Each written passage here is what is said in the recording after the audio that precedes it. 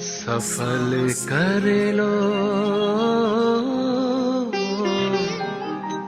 सांसें अपनी,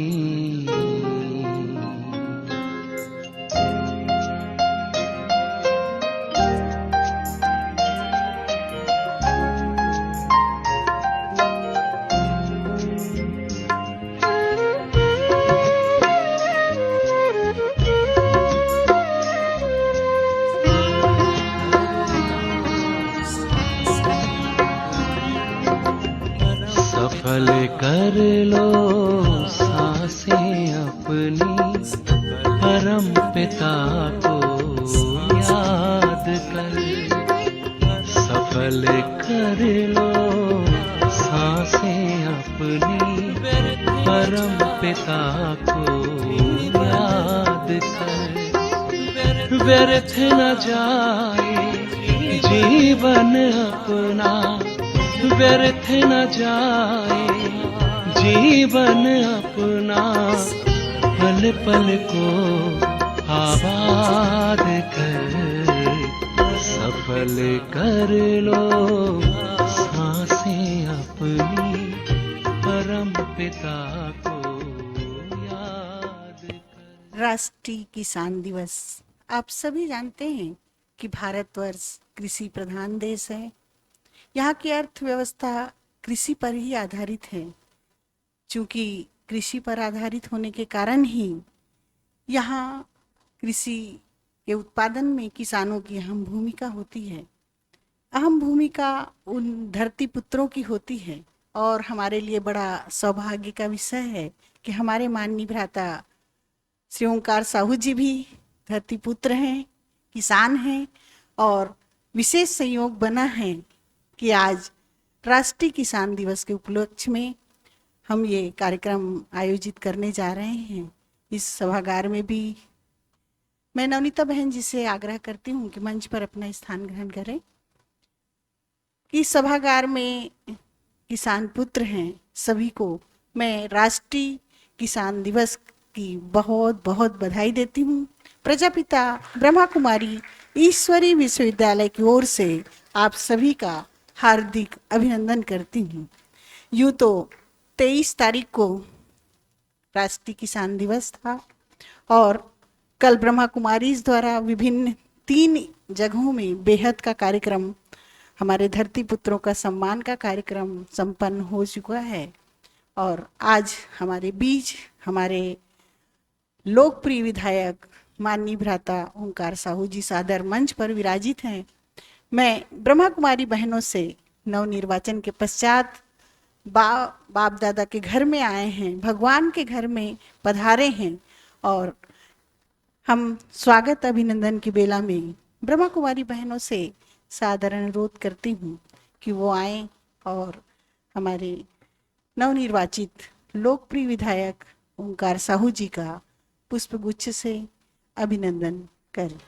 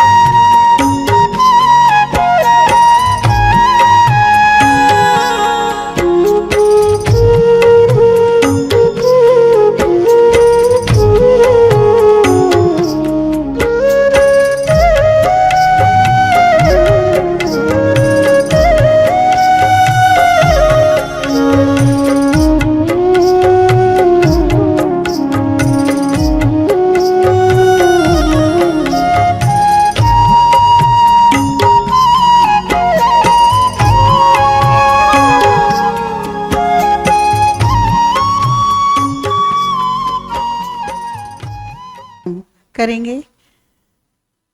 जिस धरती को धर्म का सूरज देता सदा प्रकाश है, आध्यात्मिकता प्राणवायु बन करती सदा निवास है, जहाँ प्रेम और सद्भावना का करते हर जन सम्मान है, सत्य और अहिंसा को कहते अपनी शान है, विश्व शांति हित दीपक जले, माँ भारती का गुणगान करें, समृद्ध भारत का यह सुगान हो, विश्व पटल पर मान बढ़े। और आओ हम सभी मिलकर राष्ट्रीय किसान दिवस के उपलक्ष्य में आयोजित इस कार्यक्रम का शुभारंभ करें, दीप प्रज्वलन कर।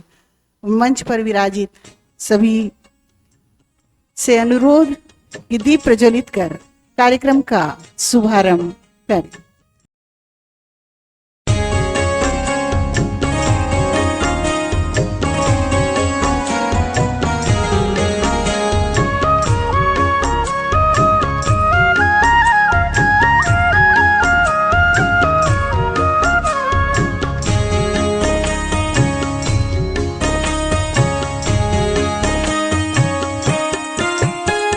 शुभ संकल्पों के दीप जलाएं, अपने अपने मन में। शुभ संकल्पों के दीप जलाएं, अपने अपने मन में। जग उजिया। तो सचमुच ये बहुत ही सुंदर घड़ी है। हमारे सहज सरल भोले भाले हमारे नवनिर्वाचित विधायक महोदय, उनकी बातें आप सभी सुन रहे हैं तो बड़ा अच्छा भी लग रहा है। और आज के हालांकि ये संक्षिप्त कार्यक्रम है और बहुत इंतजार करवा रहे थे, तो मैं ये बात का शिकायत तो करूंगी इस बात का। तो हमारे बहुत से भाई बहन चले गए हैं घर, फिर भी सभी की दुआएं आपके साथ है। आप अपने कर्म क्षेत्र पर आगे बढ़ेंगे और मैं ब्रह्मा कुमारी प्राजक्ता बहन जी से सादर अनुरोध करती हूँ कि आज के विषय में अपना वक्तव्य दें। स्वागत भाषण के साथ उद्देश्य भी बताएंगे।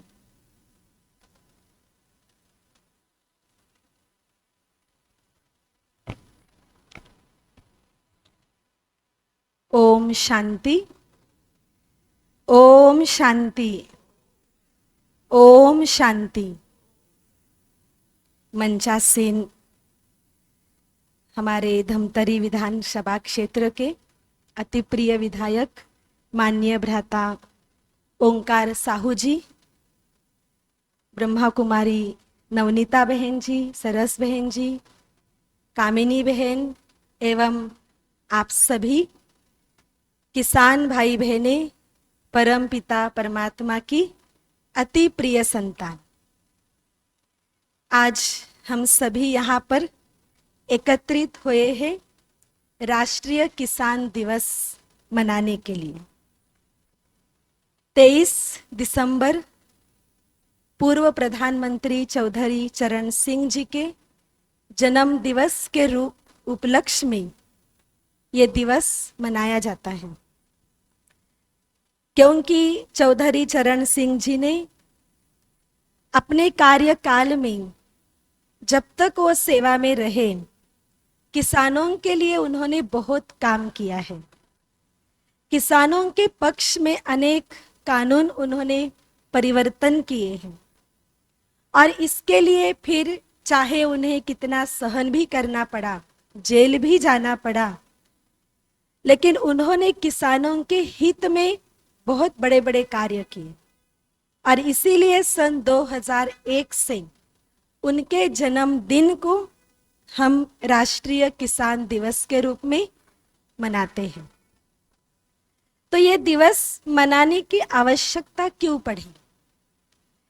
जिस चीज की समाज में कमी होने लगती है उसका महत्व बढ़ाने के लिए इस प्रकार के दिवस को मनाकर लोगों के अंदर फिर से वो जागृति लाने के लिए, सबके अंदर फिर से वो भावनाओं को बढ़ाने के लिए इस प्रकार के दिवस मनाया जाता है।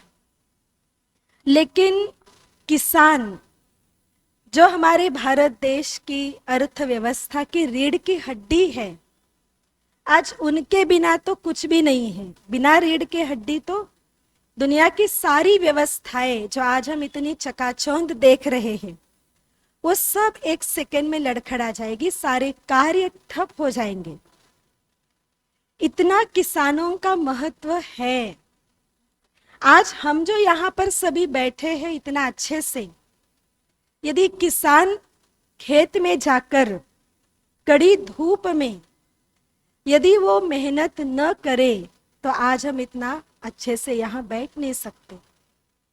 मानव जीवन ही संभव नहीं है। इसको हमने कोरोना काल में भी सभी ने अनुभव किया। सारे काम ठप हो गए, सब घरों में बैठ गए, लेकिन किसान, सिर्फ उसको परमिशन थी कि वो खेती में जा सकता है, क्योंकि ये सब जानते हैं कि किसान भी यदि घर में बैठ जाएगा तो खाएंगे क्या। तो इतना किसान का महत्व होने के बाद भी आज उसकी स्थिति दिन प्रतिदिन कमजोर क्यों होती जा रही है? लोगों के अंदर ये उदासीनता आती जा रही है। किसान खुद अपने बच्चों को कहता है कि तुम पढ़ लिख लेना, नौकरी कर लेना भले सरकारी, लेकिन तुम किसानी मत करना। भले तुम्हारी नौकरी के लिए मैं 2 एकड़ खेत बेच दूंगा, लेकिन तुम किसानी नहीं करना। तो ये उदासीनता क्यों आती जा रही है? इसका कारण क्या है? क्योंकि आज किसान जो इतनी मेहनत कर रहा है और उसका इनाम उसको जो मिलना चाहिए वो नहीं मिल रहा है। दिन प्रतिदिन वो अंदर से और कमजोर और दुखी होता जा रहा है। तो इस प्रकार के दिवस मनाकर हम सभी की एक बहुत बड़ी जिम्मेवारी हो जाती है कि उन्हें हमें फिर से उठाना है, उनके मनोबल को हमें बढ़ाना है। और ये सिर्फ और सिर्फ संभव है आध्यात्मिकता से। आध्यात्मिकता को हम यहाँ पर किस रूप में यूज करेंगे? हम नारा लगाते हैं जय जवान जय किसान, लेकिन ब्रह्मा कुमारी ने एक और जोड़ दिया, जय ईमान, कि हम ईमानदारी के साथ अपनी खेती करें। प्राचीन पद्धति जो कृषि ऋषि पद्धति होती थी, उसमें प्रकृति के प्रति हर एक को बहुत ज्यादा सम्मान की भावना थी। प्रकृति से यदि एक चीज, एक पत्ता भी यदि तोड़ना होता था तो पहले दिन जाकर जैसे आयुर्वेद में बताते हैं कि उन्हें दवाई के लिए उनकी छाल चाहिए, उसका पत्ता चाहिए, तो एक दिन पहले जाकर उनकी अनुमति लेंगे, उनकी पूजा करेंगे, उनसे माफी भी मांगेंगे और उसके बाद अगले दिन जाकर उसको तोड़ते थे। मना प्रकृति को वो दुख नहीं देते थे और जितना आवश्यक है उतना ही उसका उपयोग करते थे।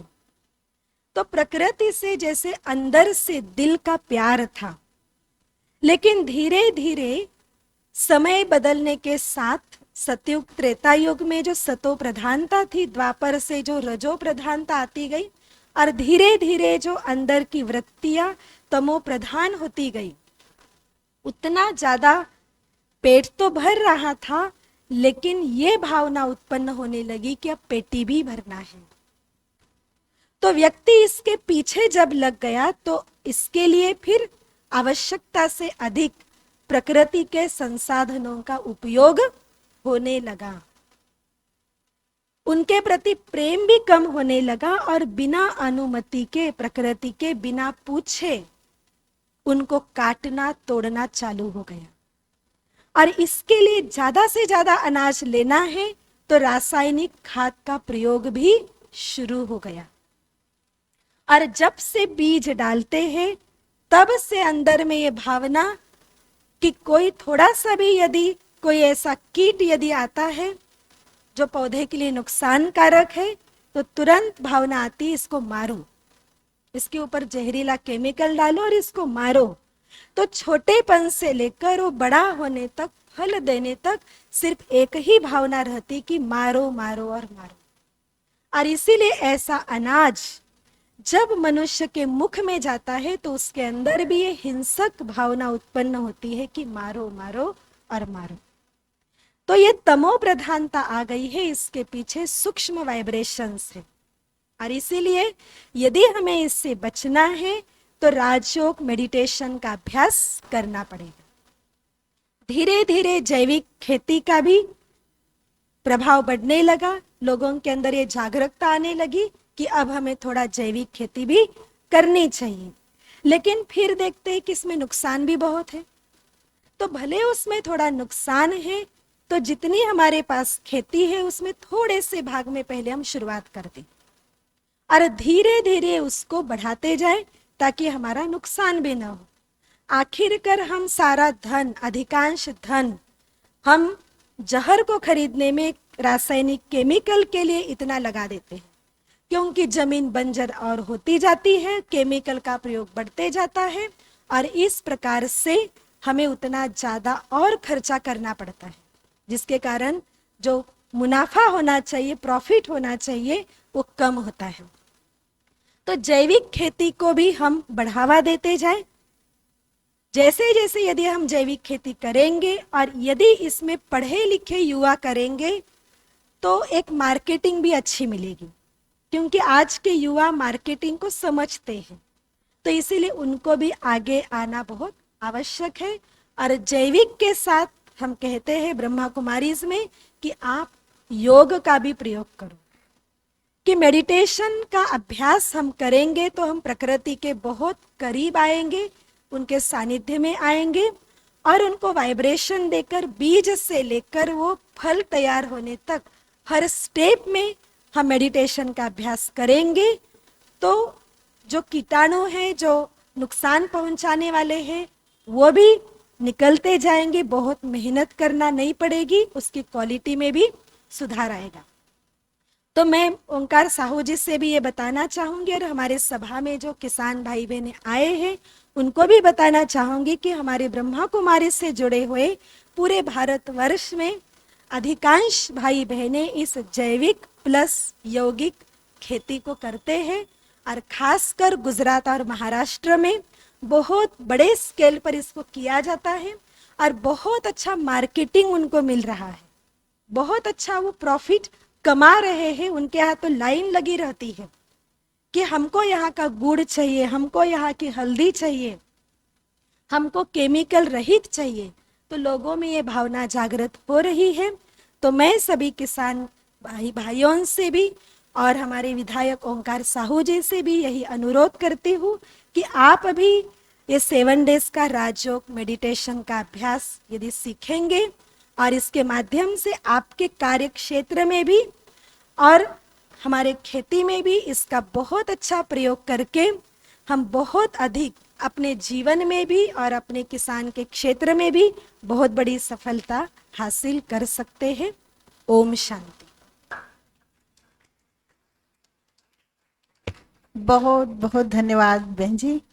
सचमुच जैविक और यौगिक खेती का, जो कि प्राकृतिक, वैसे भी भारतवर्ष ऋषियों की, तपस्वियों की, देवी देवताओं की भूमि है और यहाँ जो भी यहाँ की जो प्रकृति थी सतो प्रधान थी, हम सभी जानते। और जब आज विशेष दिन राष्ट्रीय किसान दिवस है तो ऐसे अवसर पर हमारे बीच नवनिर्वाचित माननीय भ्राता ओंकार साहू जी, विधायक धमतरी विधानसभा क्षेत्र, सादर उपस्थित हैं। इन शब्दों के साथ अपने उद्बोधन के लिए आमंत्रित करूंगी कि इंसान वही है जिनका चुनौतियों से नाता है, इंसान वही है जिनका चुनौतियों से नाता है। अपनी सफलता की ओर जो कदम ऐसे ही बढ़ाता है, यूं ही नहीं करता ये जमाना उनकी वाहवाही, बधाई उसे तभी मिलती है जब वो जंग जीत जाता है। और ऐसे जंग जीतने वाले नवनिर्वाचित विधायक माननीय भ्राता ओंकार साहू जी।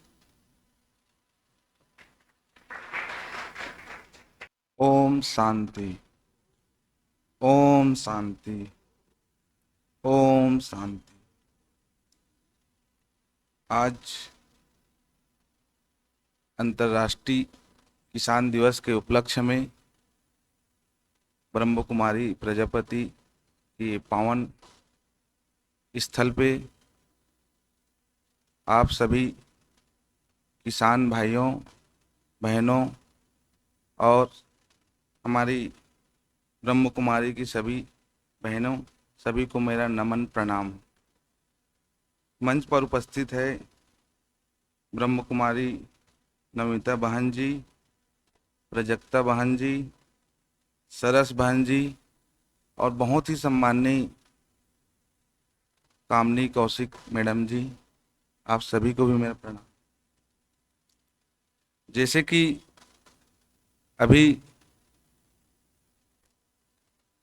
हमारी बहन आप सभी को किसान के जो त्याग तपस्या बलिदान के बारे में आप सभी को बता रहे थे कि भारत देश एक कृषि प्रधान देश है। भारत देश में हमारा छत्तीसगढ़, आप सभी को ज्ञात है कि छत्तीसगढ़ को धान का कटोरा कहा जाता है। अब धान का कटोरा इसलिए कहा जाता है कि छत्तीसगढ़ में किसान, अधिकांश किसान धान की पैदावारी करते हैं। जब मध्य प्रदेश राज्य था उस समय हम लोग को जो छत्तीसगढ़िया अस्तित्व कुचला हुआ था, दबा हुआ था। 2000 में मध्य प्रदेश का विभाजन होगा, छत्तीसगढ़ राज्य का निर्माण हुआ। छत्तीसगढ़ राज्य निर्माण होते ही सबसे पहले एक आदिवासी मुख्यमंत्री माननीय स्वर्गीय अजीत जोगी जी यहाँ का मुख्यमंत्री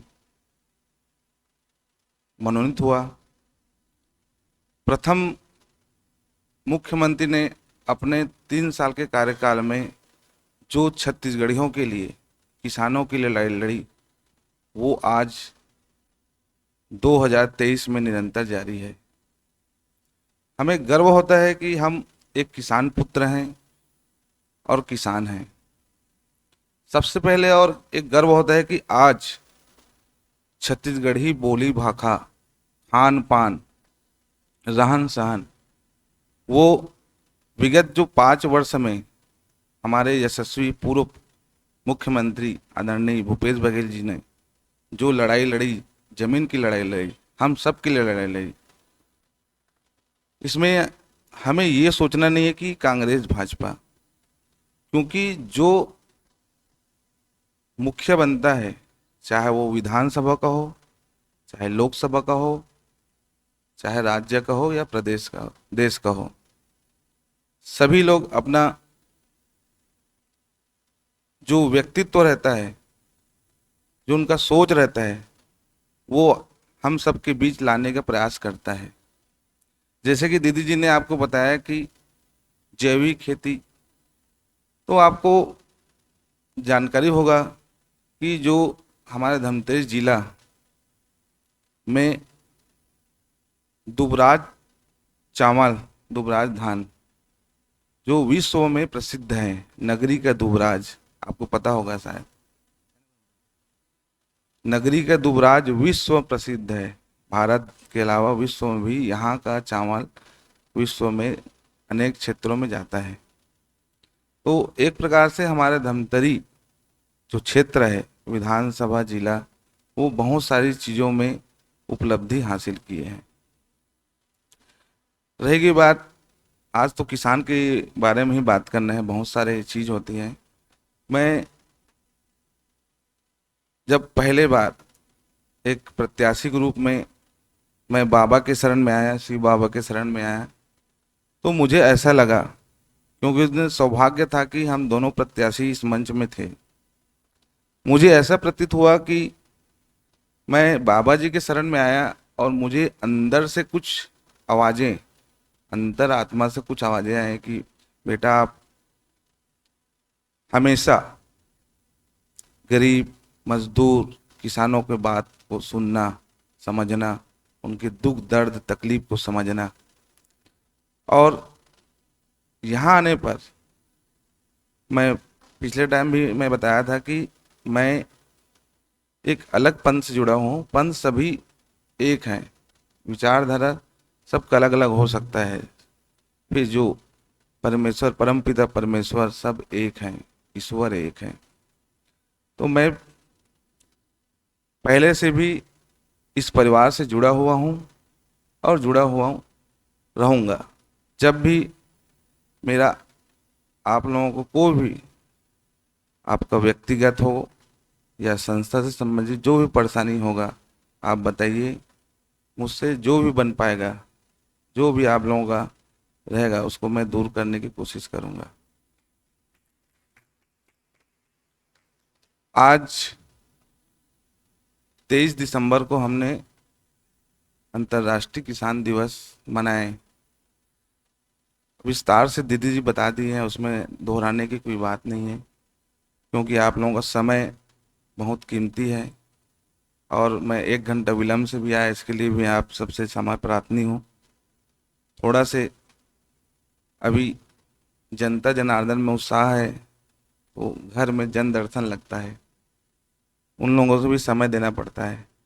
और रात को थोड़ा सा विलम्ब हो गया आने में, सो का उठने में भी विलम्ब हो गया आज।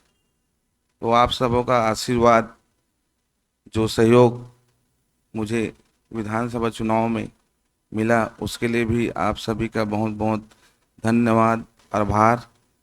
और बाबा जी का तो विशेष कृपा है, आप सभी बहनों का विशेष कृपा है। और निश्चित ही जो बातें धमतरी विधानसभा का है, ग्रामीण का है, शहर का है, शहर में जो भी समस्या है उनका निराकरण अतिशीघ्र करने का प्रयास करूंगा। और किसानों की जो समस्या है उनको भी मैं दूर करने का कोशिश करूंगा। अभी आप देखे होंगे कि 3 दिवसीय विधानसभा सत्र अनुपूरक बजट लाया गया था। अनुपूरक बजट में, और मैं किसी का टिप्पा टिप्पणी नहीं करूंगा क्योंकि ये धार्मिक मंच है, आध्यात्मिक मंच है, तो अनुपूरक बजट में किसानों के लिए शून्य, मैं इसको, हम लोग के नए हैं, वहाँ बहुत वरिष्ठ हमारे विधायक सदस्य हैं, उन्होंने बात रखी, जो अभी नया मंत्री मुख्यमंत्री जी, क्योंकि अभी कल ही परसों ही शायद मंत्रियों का शपथ ग्रहण हुआ है, अभी विभागों का बंटवारा नहीं हुआ है, तो मुख्यमंत्री जी से अनुरोध की हम लोग कि जो आप 2 साल का बकाया बोनस वर्ष 2016-17 और 17-18 का बकाया बोनस आप देने की अपने मैनिफेस्टो में, घोषणा पत्र में आपने किए हैं और उसको आप बजट में ला रहे हैं, वो बहुत ही कम है। क्योंकि कम है कि हमने 7 साल इंतजार किए। अब वो जैसे कि आप किसी को पैसा उधारी देते हैं या कहीं रखते हैं पैसा, उसका तो ब्याज चाहिए ना। मूलधन 300 रुपये आप दे रहे हैं, तो उसके साथ हम लोगों को मांग था कि किसानों को 300 के अलावा 7 साल का उसका ब्याज भी दिया जाए। और हम लोगों को ये प्रयास था कि किसानों को जितना सुविधा मिल सके, लाभ मिल सके, हमने अपनी आवाज़ उठाए वहाँ। एक चीज़ और बोले कि आपके आज वर्तमान उप मुख्यमंत्री आदरणीय विजय शर्मा द्वारा बहुत सारे वीडियो में, अखबार के माध्यम से 2 लाख की कर्ज माफ़ी की भी उन्होंने घोषणा किए थे। उनको भी, क्योंकि वो बोला कि मैं चुनाव के दौरान ये सब कहा था, उस समय घोषणा पत्र तैयार नहीं हुआ था, उनका वक्त था। हमने कहा भाई आज आप बहुत ही जिम्मेदारी पद पे हो, उप मुख्यमंत्री हो, आप चाहे तो हो सकता है, क्यों नहीं होगा, क्योंकि या तो आप माफ़ी मांगिए, अपने शब्द वापस लीजिए कि हमने ये सब नहीं कहा, ये जुमला है, झूठा है। तो हमने भी ये मांग की, ये सब आपके लिए किए हैं, क्योंकि मैं एक किसान का पुत्र हूँ, मैं किसानों का दर्द समझता हूँ कि वो तीनों मौसम में, बरसात में, ठंडी में, गर्मी में कड़ी मेहनत करके जो फसल उपाजते हैं, वो आप सब भली भांति जानते हैं, क्योंकि आप लोग सभी किसान हैं। तो हमने पहला मौका था, जितना हमें समझ था वो सब आप लोगों के लिए हमने आवाज़ उठाए। आगामी बजट सत्र फरवरी से चालू होगा, उसमें तो हम धमतरी विधानसभा किसान भाइयों बहनों को, और एक उनका एक और था महतारी वंदन योजना। अब हमारे जो पार्टी है उन्होंने समीक्षा की है कि हमारे सभी के जुबान में था कि भूपेश सरकार पुनः छत्तीसगढ़ में सरकार बना रही है। उनकी समीक्षा हुआ, समीक्षा बैठक में बहुत सारी बातें आई, अलग अलग विधानसभा में अलग अलग बातें आई। तो एक हुआ कि महतारी वंदन योजना बहुत अच्छा उन लोगों का योजना था। तो पता चला कि छत्तीसगढ़ में 60 लाख फॉर्म भराए हैं उन लोग बहनों के लिए, 1,000 महीना 12,000 सालाना। तो वो लोग बजट में जो लाए हैं मात्र 10 लाख महिलाओं के लिए, बाकी 50 लाख क्या करेंगे जो फॉर्म भराए हैं। ये भी मुद्दा हमने उठाए। तो बहुत सारी बातें हैं आप सभी से, और जब भी दोबारा होगा आप सब वरिष्ठ हैं, जो भी सुझाव होगा आप व्यक्तिगत अपना सुझाव दे सकते हैं। धमतरी विधानसभा के बारे में या ग्रामीण के बारे में आप सब सुझाव दीजिए, क्योंकि मैं एक बहुत ही छोटा सा कार्यकर्ता हूँ अभी भी अपने पार्टी का, और आप सभी का एक छोटा सा सेवक हूँ मैं। तो आप जब भी आपको कोई सुझाव या कोई सलाह देना चाहते हैं, आप निश्चित ही आप आकर फोन के माध्यम से या व्यक्तिगत मिलकर आप दे सकते हैं। और क्योंकि आप सभी का समय कीमती है, सभी को नित्य कार्य में लगना है, तो ज़्यादा ना कहते हुए मैं इतना ही कहूँगा कि आप सभी के द्वारा जो मुझे मान सम्मान मिला, आशीर्वाद मिला, उसके लिए बहुत बहुत धन्यवाद। सभी ब्रह्म कुमारी प्रजापति के सभी बहनों को भी मेरा प्रणाम और धन्यवाद, जिन्होंने मुझे ये समझा कि उनको एक किसान का पुत्र है और इस अंतर्राष्ट्रीय किसान दिवस के उपलक्ष्य में मुझे बुलाया, उसके लिए बहुत बहुत धन्यवाद। ओम शांति।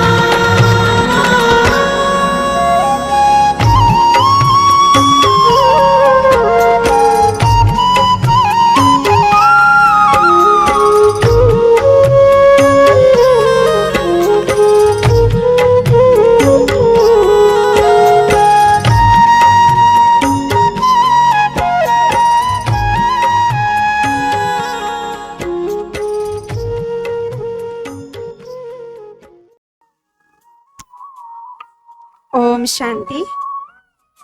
राष्ट्रीय किसान दिवस के अवसर पर हम सब इस मंच से भारत को समृद्ध, खुशहाल और शक्तिशाली बनाने के लिए हम सब इस कार्य को संपन्न करने के लिए हम सब प्रतिज्ञा करेंगे। तो आप सबसे अनुरोध है कि अपना दाहिना हाथ आगे रखकर हम सब संकल्प लेंगे। मैं कृषि से संबंधित नई तकनीकी विकास आदि के बारे में जानकारी अवश्य प्राप्त करूंगी। मैं आध्यात्मिकता के आधार पर अपने जीवन का मकसद तय करूंगी। मैं अपने धरती को धरती पुत्र होने के नाते अपने आप में आत्मगौरव महसूस करती हूँ।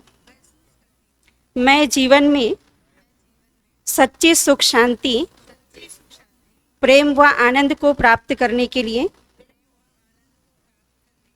जीवन में अपनाऊंगी।